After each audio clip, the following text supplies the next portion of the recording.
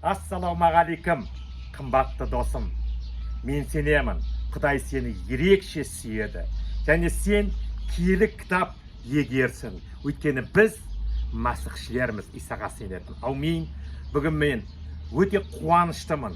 Қайтадан ұзақ уақыттан кейін сенімен жүздесуге. Мен сенемін, Құдай сені осы уақытқа дейін ерекше жарылқап баталағанына.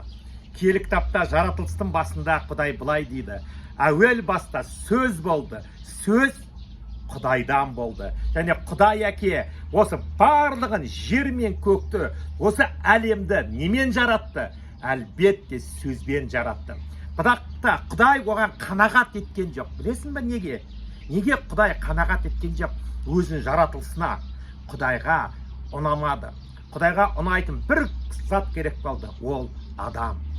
Ондықтан да Құдай топырақтан кімді жасады? Әлбетте сені мен мені жаратты. Не үшін? Құдаймен қарым-қатынаста болу үшін. Құдай өте қалайды біздер онымен қарым-қатынаста болғанымызды. Киелі кітап арқылы, мінәжат арқылы, оған ән айтып, мадақтау арқылы. Аумин. Мен сенемін, сол адамдардың қатарындасың сен. Және киелі кітапта Құдай өзін жаратып болғаннан кейін адамзатты қайда кіргізді? Жаратылысының ішіндегі ең әдемі жері жұмақтың бағына кіргізді. Және ол не деп айтты? Жұмақтың бағына кіргізіп, енді сен осы жердің несі деді? Иесісің деді. Әлбетте осы жердің иесісің. Осы жерге қара, осы жерді күзет деді. Қандай жауапкершілікті Құдай адамға тапсырды. Адам бір өзі сол жердің бәрін басқарып жүрген уақытта Құдай әке көктен қайтадан жерге түсіп, кіммен кездескісі келді?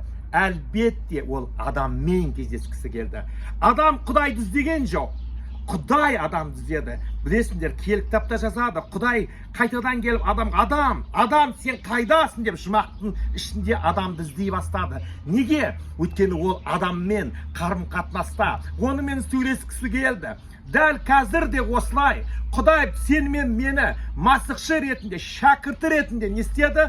Таңдап алды. Енді Құдай бізбен де дәл солай араласқысы келеді. Мүмкін сенің атын, білмеймін, Шынарбек, Сағдат, Асылбек, Еркін, Жетіз, Серік, Мұрат. Ол айқайлайды: қайдасың? Қайдасың? Мен сенімен қарым-қатынаста болғым келеді. Қайда жоғалып кеттің деп. Сол кезде біз айтуымыз керек: мен мұндамын Құдай, міне мен Құдай әке, сенімен сөйлескім келеді деп. Өйткені Құдай қалайды өзінің адамдарымен аман сөйлескенді. Сол кезде адам не істейді? Адам Құдайдан қаша бастады. Неге? Өйткені Құдаймен қарым-қатынаста болмасаң, киелі кітап оқымасаң, оған мінәжат етпесең, оны аңсап дұға етпесең, сенің жан дүниең не кіре бастайды? Кінә кіре бастайды. Лас заттар, дұрыс емес ойлар келе бастайды. Дәл солай адам не істеді? Ол кінә жасады. Сондықтан да ол кімнен? Құдайдан қаша бастады. Алшақтай бастады. Құдай оны білді.